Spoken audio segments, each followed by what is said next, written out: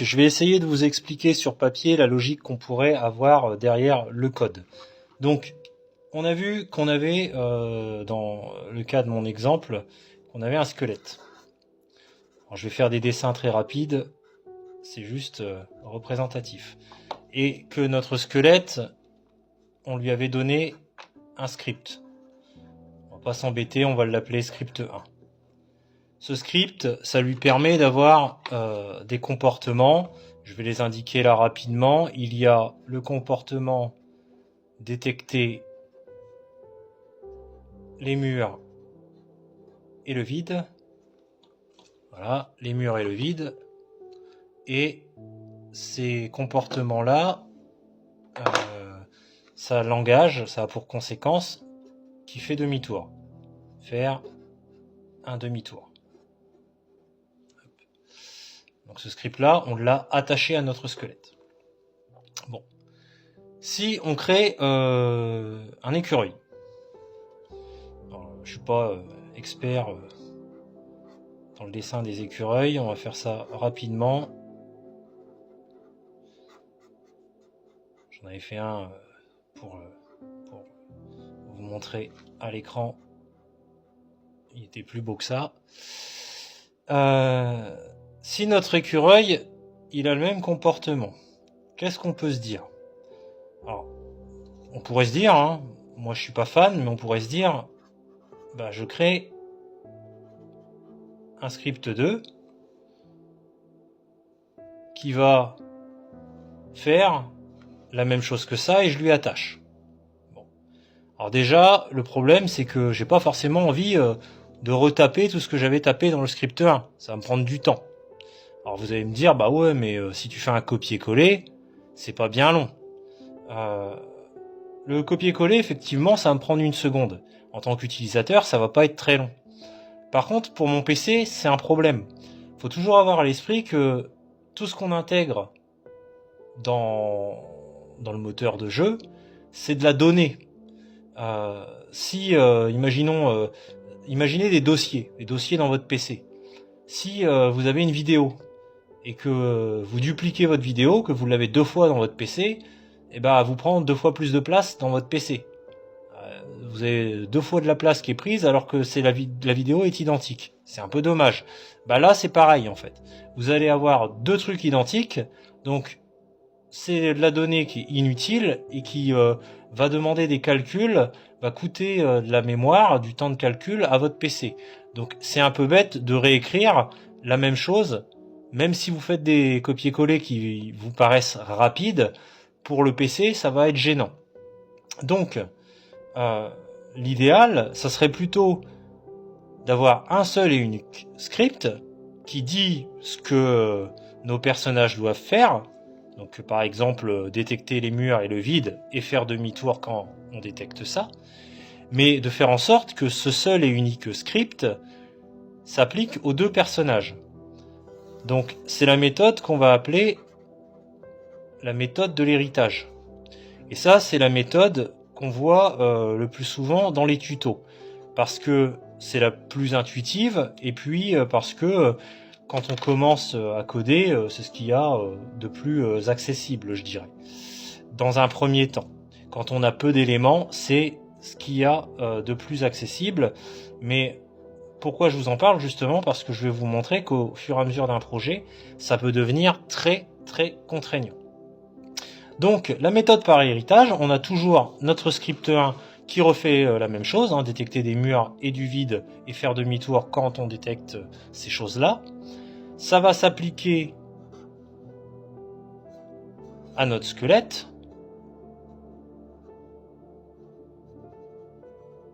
Et ça va s'appliquer à notre écureuil. Hop.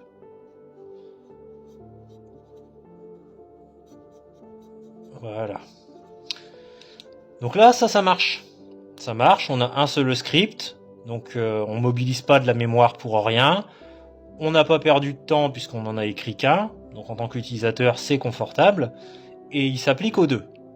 C'est pas mal. C'est pas mal dès l'instant où on a vraiment des personnages qui doivent faire exactement la même chose. Par contre, si on doit intégrer un nouveau personnage, imaginons on va intégrer un moineau. Je suis pas expert en moineau, on va lui faire un petit bec pointu, un petit œil, et puis des petites ailes. Voilà. Alors pourquoi je le dessine comme ça volontairement? C'est pour vous montrer que ce moineau-là, il a des pattes, donc il peut marcher sur le sol et être à un moment amené à se retrouver face à du vide ou face à un mur, donc il peut potentiellement faire demi-tour comme les autres. Mais on peut imaginer qu'il a un comportement spécifique et que de temps en temps, on va imaginer que de temps en temps, par exemple une fois sur 5, eh bien, il s'envole. Face à un mur ou du vide, une fois sur 5, il décide de s'envoler pour aller se poser ailleurs. Donc dans ces cas-là, comment je fais? On pourrait se dire, bah, on crée un script spécifique à l'oiseau. Alors, on pourrait.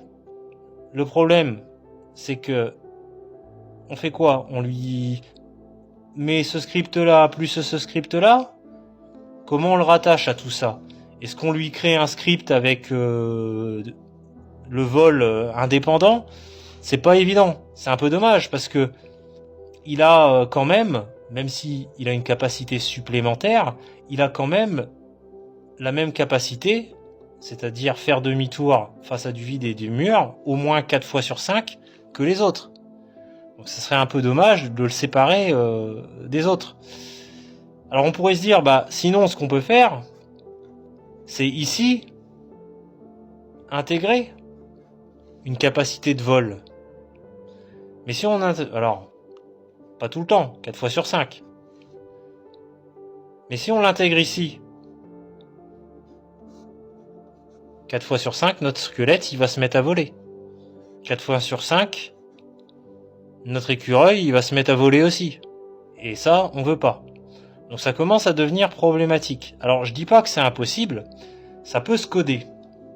Le problème, je vais vous le montrer sur une autre feuille, c'est que ça va nous amener à créer ce qu'on appelle les rivières de if, ce qui est plus ou moins une blague, puisque pas les rivières d'ailleurs, les forêts de if, ce qui est plus ou moins une blague justement, puisqu'un if c'est un type d'arbre, et là on va faire des forêts de if. If ça veut dire si en français, et en fait c'est quelque chose dont on se sert en programmation pour faire des conditions. Et les conditions, ça va être par exemple, la première ça va être si, donc if, tu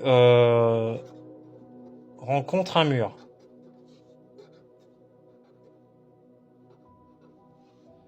Et puis un autre par exemple qui va être si tu rencontres du vide. Et là on va lui dire, alors je fais une accolade parce qu'en code on fait toujours des accolades. Dans Godot, dans le langage de Godot, on appelle ça des indentations, c'est-à-dire que tout ce qu'on met sous une condition, il faut la décaler d'un cran. Donc si tu rencontres un mur, on va lui dire tu fais un demi-tour. Ça marche tout le temps quand on est un squelette. Ça marche tout le temps quand on est un écureuil. Pareil ici, s'il rencontre du vide, tu fais un demi-tour. Donc ça c'est vrai pour le squelette et l'écureuil. Pareil ici, c'est vrai pour le squelette et l'écureuil. La question qui va se poser, c'est comment on va faire pour l'oiseau? Parce que l'oiseau, lui, c'est vrai, donc ça marche, mais que une fois sur 5. Donc il va falloir créer une sous-condition qui détecte quel est le type de bestiole à laquelle on a affaire. Donc lui dire, si tu es un oiseau, donc il faut déjà qu'il arrive à comprendre ce que c'est qu'un oiseau. Tu fais un demi-tour une fois sur 5. Sinon,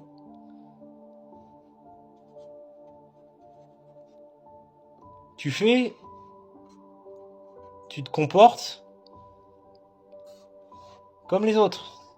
Vous voyez, ça commence à complexifier un peu les choses. Donc les si, en code, on dit if.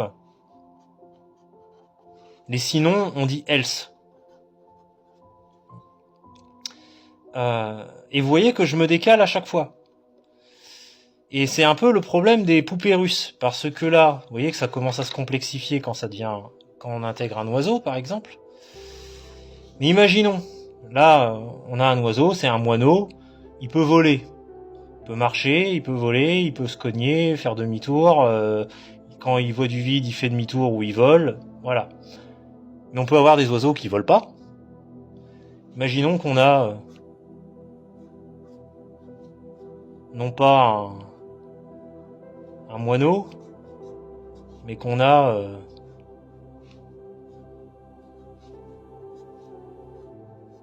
une autruche, par exemple. Bon, ça fait un peu Chocobo Final Fantasy, mais imaginez que c'est une autruche. Alors, une autruche, ça n'a pas des ailes qui ont une portance suffisante, compte tenu de la taille et du poids de l'animal, qui lui permettent de voler. Donc ça veut dire que là où on a fait notre décalage pour l'oiseau, il va encore falloir faire un décalage, parce qu'en fait il va falloir recréer une condition, vous voyez, à peu près ici, pour vérifier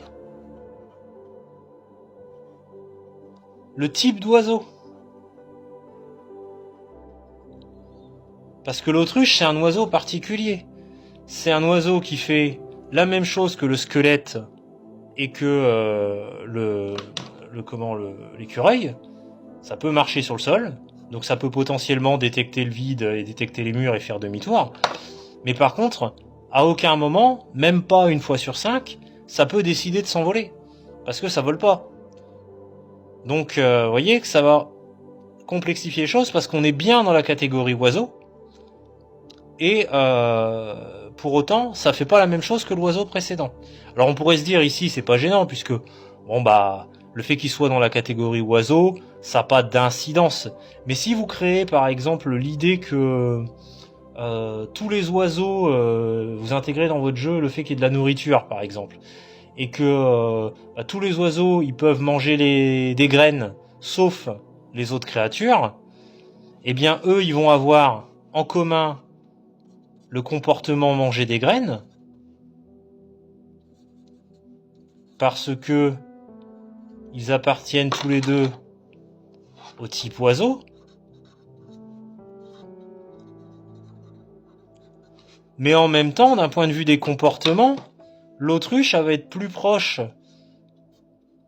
dans ses déplacements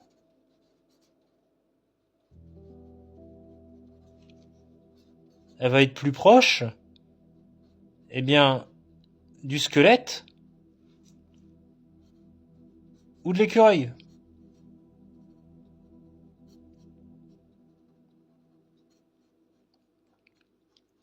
Donc vous voyez que ça va commencer à devenir compliqué. Et si vous avez compris le système des conditions en mode poupée russe, le problème que ça pose visuellement, c'est qu'à un moment, votre taille d'écran elle est limitée. Et plus vous créez de conditions, plus vous devez faire des indentations. Donc vous décalez vers la droite. Et c'est ça qu'on appelle justement une forêt de if. C'est que vous allez avoir une condition, si quelque chose, qui va donner un résultat en fonction d'une autre condition. Par exemple, si mur et que tu es un oiseau qui est de type volant, et qui mange des graines et dont les plumes sont imperméables, par exemple si c'est un canard, plumes imperméables, à col vert, etc., etc., vous voyez que ça fait une multitude de conditions qui se décalent, et au bout d'un moment, tout ne tient plus sur votre écran de PC. Et vous allez devoir faire défiler votre écran, et en faisant défiler votre écran, ce qui va se passer, c'est ça. C'est que vous ne verrez plus le début de votre code. Vous allez arriver à des conditions au bout de course qui ne vous permettront plus de voir le début de votre code. Et ça, c'est particulièrement inconfortable d'un point de vue visuel, mais c'est aussi inconfortable parce que plus on crée de conditions, plus on crée aussi de else, c'est-à-dire des situations où c'est le contraire qui se passe. Et vous allez avoir des else partout, ou presque. Et ça va être, excusez-moi l'expression, un méchant bordel pour vous y retrouver, en fait. Donc, la méthode de l'héritage, c'est bien. Quand on a des comportements qui sont relativement similaires entre les différents éléments, alors là, on a pris le cas de créatures, d'ennemis, de personnages, mais c'est vrai aussi pour des plateformes ou autres. Et ça peut devenir un méchant bazar quand vous multipliez les comportements, etc., etc. Et c'est là que ça devient limité. Et c'est là que ça peut devenir frustrant parce que vous avez peut-être eu l'occasion, comme moi j'en ai eu l'occasion, de voir des tutos où on vous présente presque de façon quasi automatique cette méthode-là. Et elle est très intéressante au début pour commencer à coder et apprendre. Mais très vite, moi je l'ai ressenti déjà au bout de mon deuxième ou troisième personnage, vous allez vous rendre compte que ça devient compliqué à gérer, quoi. Donc il y a une autre méthode qui existe, qui malheureusement, alors je dirais pas qu'on n'en parle pas, mais disons que quand on en parle, comme beaucoup de choses, d'un point de vue des langages de programmation, c'est souvent en anglais, donc c'est pas forcément facile d'accès. Moi-même, j'ai des difficultés à comprendre les vidéos en anglais concernant Godot, et d'autant plus quand on est dans du code pur et dur. Mais en plus, c'est que même en faisant l'effort, c'est souvent assez peu explicite. Et concernant les vidéos qui parleraient d'une alternative à la méthode d'héritage, j'en ai quasiment pas trouvé, et les seules que j'ai trouvées, elles étaient malheureusement soit peu explicites, soit explicitées, expliquées, mais fallait déjà avoir un bon bagage, quoi. C'était déjà un peu complexe. Donc l'idée, c'est encore une fois d'essayer de vous la montrer le plus simplement possible. Je vais pas vous montrer comment moi je l'ai mis en place dans mon projet. Je vais pas vous montrer comment j'ai tapé mon code parce que ça va vous embrouiller. Je vais vous montrer comment, d'un point de vue logique, elle marche cette alternative, pardon. Donc cette alternative, c'est une autre méthode, mais qu'on appelle la méthode par composition. Donc déjà, visuellement, elle est différente parce que autant la méthode par héritage, vous voyez que on a les choses qui sont placées dans une sorte d'arbre hiérarchique vertical, comme un peu votre PC qui a des dossiers et des sous-dossiers, et que effectivement l'impact, c'est que quand vous avez une action sur votre dossier de base, votre dossier de racine, vous impactez tout ce qu'il y a dessous. Si vous effacez ce dossier-là, ça efface tout le reste. Si vous déplacez ce dossier-là, ça déplace tous les sous-dossiers qu'il y a dedans. Ça, c'est la méthode héritage. La méthode composition, elle ne marche pas à la verticale. Et c'est ça qui est intéressant, c'est qu'elle a un fonctionnement qui est beaucoup plus horizontal, dans lequel on va avoir par exemple notre squelette, hop, notre écureuil,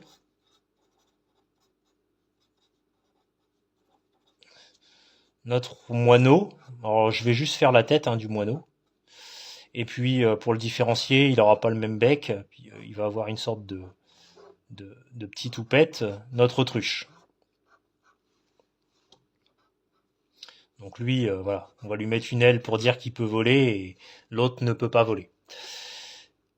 Là, on n'a pas mis de script au préalable qui définirait tous les comportements. En fait, la méthode par composition, elle a une logique qui consiste à dire tous les comportements qui sont individuels, je les code sur chacun des personnages qui bénéficient uniquement de ce comportement. Donc, par exemple, on va imaginer des nouveaux comportements.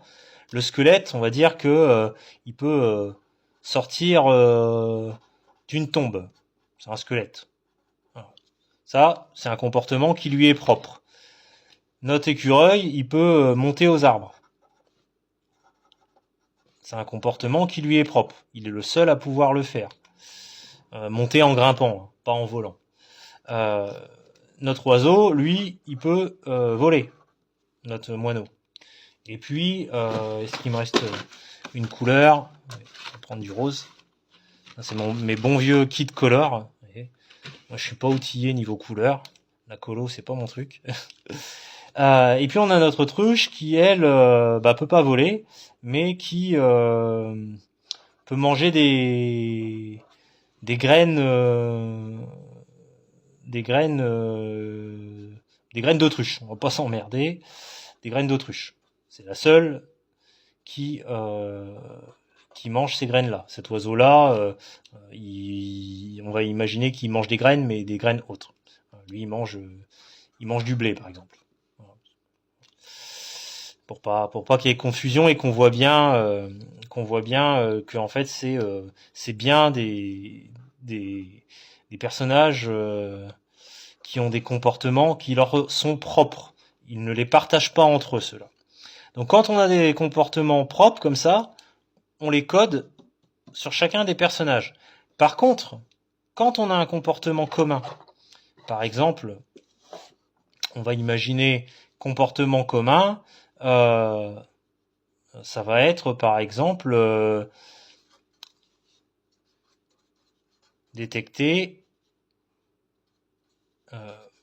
les murs et le sol. Ça va être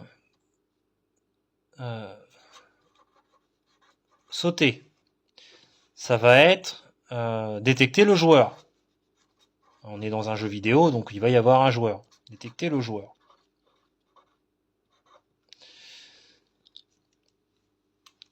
Ces comportements-là, ils vont être indépendants. Il faut les considérer presque, je dirais, comme des outils. Donc là, vous voyez, je vous fais des outils qui sont différents. Un marteau, une clé, un tournevis. Voilà. Des outils qui sont différents.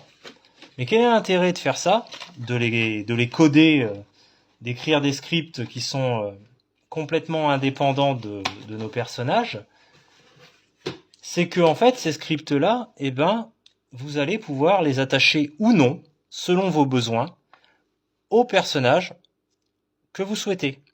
Si vous voulez que tous vos personnages détectent les murs et les sols, vous leur mettez tous une clé à molette, détecter le sol. Si par contre, vous voulez que seulement il y en ait qui soient en capacité de sauter, si vous voulez qu'il y ait que l'écureuil qui soit en capacité de sauter, vous lui mettez l'outil qui lui permet de sauter, mais vous le mettez pas aux autres. Donc en fait, ils auront tous une clé à molette. Hop. Par contre, le lapin, ça sera le seul qui a l'outil qui permet de sauter, donc que j'ai représenté avec un symbole de marteau, par exemple. Et du coup, chacun a ses propres comportements, aucun n'impacte celui des autres. Vous pouvez leur ajouter des nouveaux comportements. Si vous voulez, vous pouvez les enlever à tout moment sans que ça interfère. comme c'est des scripts indépendants, vous évitez aussi ce qu'on a appelé les forêts de if, c'est-à-dire ce que je vous ai montré précédemment. Puisque comme c'est des petits scripts indépendants, ils vont être très courts déjà, et puis vous n'allez pas avoir énormément de conditions. Là, ça va être une condition, est-ce que tu détectes les murs et les sols? Sinon, soit tu les détectes, soit tu les détectes pas. Voilà. Donc vous allez avoir un if et un else, rien de plus. Et vous n'aurez pas à vérifier si il s'agit d'un squelette, d'un lapin, d'un oiseau ou d'une autruche. Et si jamais ça vous convient plus, parce que vous voulez qu'à un moment votre personnage il arrête de détecter les murs et les sols, vous voulez un personnage un peu idiot par exemple, qui tombe dans le vide quand il y a du vide, et vous pouvez lui enlever. Par exemple, imaginons notre squelette il est idiot, hop, on lui supprime notre outil détecter le sol. On pourrait même le diviser, faire deux outils, un qui détecte le sol et un qui détecte le mur. Et puis du coup, quand il va se retrouver près du vide, il va tomber dans le vide. Ça peut être des choses comme ça. Donc en fait, c'est un type d'approche de la façon de programmer qui est beaucoup plus modifiable, beaucoup plus modulaire. C'est beaucoup plus confortable de bouger des trucs parce que c'est réellement ce qu'on fait en fait. C'est que ça, c'est des modules qu'on crée et qui sont indépendants, qui ne sont de base attachés à rien, mais c'est des petits blocs de code que vous allez prendre du temps à taper, mais une fois qu'ils sont tapés et qu'ils fonctionnent, vous êtes tranquille, et après vous avez plus qu'à les attacher aux personnages qui en ont besoin. Si les personnages en ont pas besoin, vous les attachez pas. S'ils en ont besoin, vous les attachez. Et ça vous évite, encore une fois, d'avoir des forêts de if. Ça vous évite de vous y perdre dans votre code, ça vous évite d'un point de vue lisibilité de pas avoir l'écran qui va se décaler de plus en plus à droite et de plus voir le début de votre code.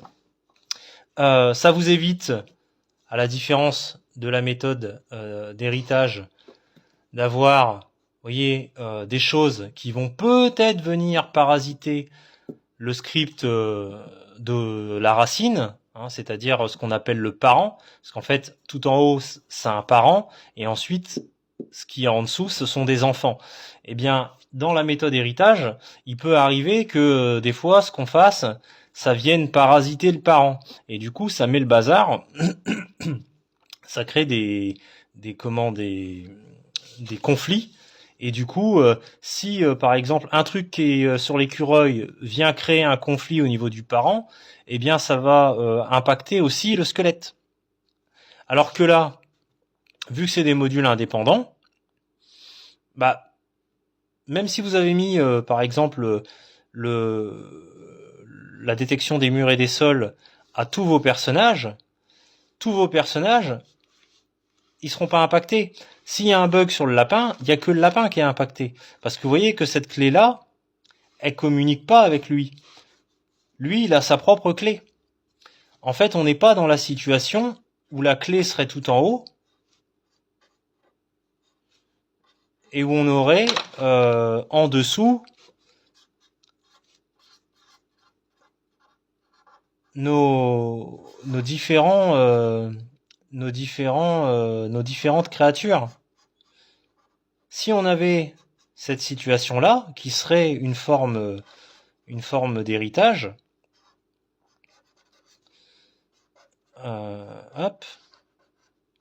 si on avait cette situation-là où la clé est à la racine et que le lapin crée un conflit, un bug qui vient impacter la clé, imaginons même qu'il vient la détruire, parce que parfois on peut détruire un élément. Il y a une fonction dans Godot qui s'appelle la fonction queue-free.